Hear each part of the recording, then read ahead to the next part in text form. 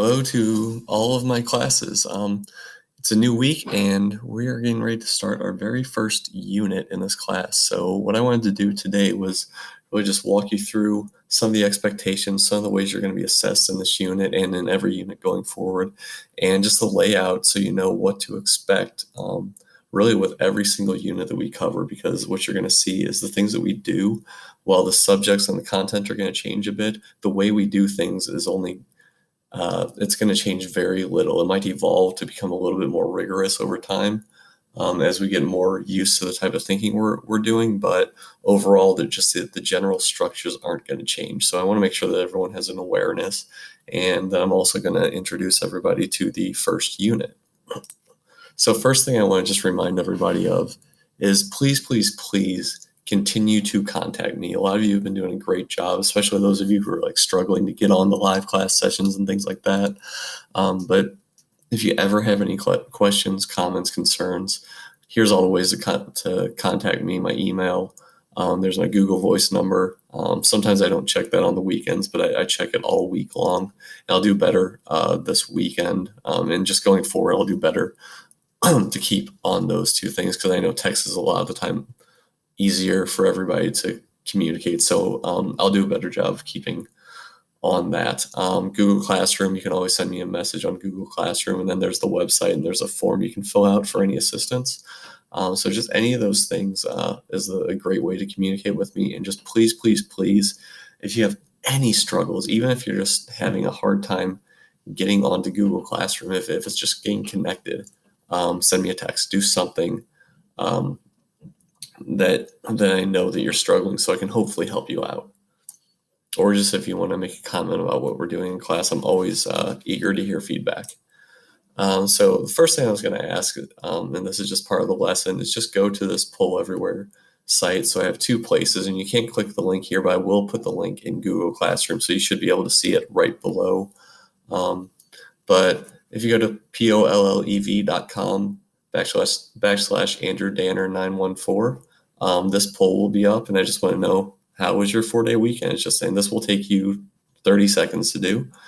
Make sure you get that done, or you can text Andrew Danner 914 to that number 37607, and then it'll prompt you to text A, B, C, or D. So you can do either one of those things. And like I said, none of that will take you more than a few seconds. But think of that as just kind of a bell ringer activity to know, so you can know how the 4-day weekend went. I already voted on there. So let's learn about this class. Your grading. I talked through this on the first couple of days, but now that we're going to get into this, here's the things that you're going to get graded on. You have your 50% formative and your 50% summative. So your formative is like the classwork and all the things we do building up to like the test or the essay or whatever we're doing at the end of class, which would be the summative. But your formative, you're going to basically get 2 grades. Like you're going to have your classwork grade, which is just completing the stuff that we do in class. You know, it's doing that bell ringer. It's doing the Google form I'm going to ask you to do at the end of this lesson. It's filling out the graphic organizers, doing the reading, things like that. It's just kind of completion grade for doing that work. And the reason I'm giving you a grade for this is to really make sure that you're being, because you need to do that stuff to be able to answer the supporting and the compelling questions. And you'll see what that looks like as we go on. And then your other formative grades will be answering the supporting questions for every unit. You're going to see the units are going to be divided into like big unit questions, which is like the one question we're going to focus on for like days and weeks at a time. And then the supporting questions right here, those are the things they're going to help us along the way to answer that big unit question. So answering the supporting questions is also going to be part of this 50% formative grade. And then your summative is going to be answering the big unit question at the end. And sometimes it's going to be an essay, a presentation, an argument, something like that, a project. The first unit, it's going to be just like a short couple of sentence writing, just making a claim, and that's it. So, and it's just going to evolve over time. And again, you'll see what this looks like, and you're going to get a lot of supports along the way. Like I said, every unit is going to start with a main question. I'll either call it a compelling question or a unit question. You'll see both, but it's the same thing. It's going to be what your final grade for the unit is going to be based on. And from day one and every day forward, you're going to know what that question is going to be.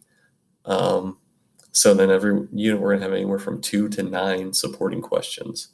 And studying and answering these questions is going to give you everything you need to know to answer the unit question. And again, if it doesn't make sense now, I'm going to really walk you through this process as we go through these first couple of units so you understand what the purpose is. And just know, like, the idea is inquiry, which is really investigating and questioning the things that we cover. So I'm not going to be presenting you with a bunch of facts and notes. I'm going to really ask you guys to study and investigate. And I'm going to provide most, or at least a lot of the sources, especially early on. Later on, it may turn into a little bit of research-based work on your part, but early on, it's just going to be looking at sources from all different sides of an event and determining your own opinions. So take a deep breath. We're getting ready to dive into Unit 1. And I'm just going to present some of this stuff to you, just the overall what we're going to focus on. There are 2 supporting questions to help answer this one main question. So as most of you are probably aware, there's a lot going on in our country, around the world. And one of those major stories is the fact that there are very strong protests going on. And Louisville is one of the focal point, one of the main areas where these protests are going on, because there was an event that happened in Louisville that really sparked some major protests. And while I'll give you some background on the event, I'm not going to take a side. I'm just going to say these are the facts. Really what we're going to look at, though, is understanding this main unit question. We're going to look at this on a worldwide scale. So is there anything new about the 2020 protests? And we're going to start by looking at what's going on in Louisville. We're going to expand it to the United States and expand it to the world. And what you're going to do is you're going to compare what's going on right now over the past 6 months, 7-8 months probably actually, to the history of protests in our country going back 100 years. And we're going to look at about 6 or 7 events over the past 100 years where people have had significant reason to protest and significant goals from those protests.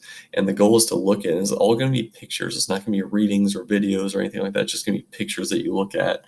And you're ultimately going to determine, have protests changed over time, or is it just more of the same? So the question is there anything new about the 2020 protests? We're going to look at protests in history. Supporting question 1 is going to look at a modern example and an old historic example of protests where people are trying to squash the rights of other people. Because that happens too. People protest because they want to take away rights from other groups of people. And this is going to be a bit controversial and maybe offensive to some people, but the goal is to give you, again, all sides of the argument. Protests don't just happen looking to get rights for people. Sometimes people protest to take away rights from others. So we're going to spend some time looking at those types of protests, and then we're going to spend some more time looking at historic protests where people are trying to gain rights, to gain additional rights for groups of people throughout history. So just know that we're going to look at protests from all different angles, and ultimately your goal is to look at the last 100 years of our country's history and a lot of the protests that have happened and say, is there anything new about these protests that are going on in our country right now? And again, we'll walk through what that looks like over the next several days of class and even the next couple of weeks. So what I want to start out by doing is just looking at the crazy thing about this is that this is an evolving situation as we teach it. And even before this unit is over in a couple of weeks, there's going to be more stuff that comes out. As I was designing this a few weeks ago, I had a set of pictures ready to go, and we were going to look at those. And then Derby weekend happened in Louisville, and everything changed. Everything didn't change, but there were so many new stories and different things that were going on that I decided to scrap all of my old pictures and come up with every picture I show you here. And I'm going to leave them up for about 15 seconds on the screen, even though you can probably just pause the video. Everything from this was pulled from a story that happened over the weekend. So these are all brand new pictures, and it's all things about what's going on in Louisville right now. And all I'm asking you to do is just come up with reactions, questions, comments, whatever. And I'm going to have a Google form at the end that I'm going to ask you all to fill out based on what you already know about the protests plus reactions to these pictures. And that's the main focus of what I'm going to ask you to do for today. So I'm just going to leave these pictures up for, like I said, 10, 15 seconds. And then I'm going to guide you to a Google form, and that'll pretty much be all I'm asking you to do for today. And then we're going to start to dive into the history of everything in our next class period. So just get ready, look at these pictures, and start thinking about your comments and your reactions.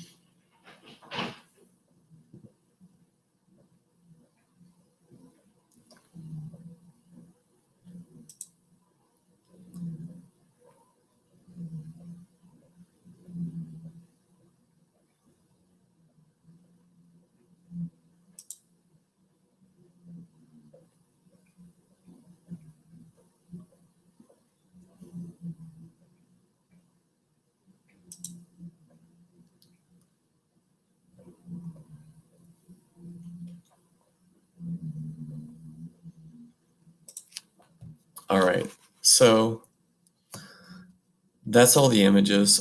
Feel free to go back, look at those again if you need. And I have this link. It's a Google form, and I'll put this all on Google Classroom. I'll put this slideshow. I'll put the link to the poll from the beginning of class, and then I'll put the link to the Google slide up in Google Classroom. And then all I'm going to ask is to click on that link, or this Google form, I'm sorry. I'm going to ask you to click on this link and just answer these questions. Reactions, questions, comments. Please just put something, even in here where it says questions, like what questions, what concerns, comments, what are your thoughts in both of these questions about the protests, and the images that you saw, or what you already know, or what you want to know. So that's basically what I'm asking you all to do for today. We're gonna start to go into the history of protests in our next class, but that's the main assignment. So again, just to recap, come in, fill out that poll from the beginning of class. That'll take you a few seconds. Then go through the slideshow, look at the images, and then fill out the Google form at the end. And as always, if you have any questions, concerns, comments, just make sure you contact me. Stay in contact. That's the most important thing you can do to support yourself in this class. So if that is all, everyone have a good day. And again, please keep in contact.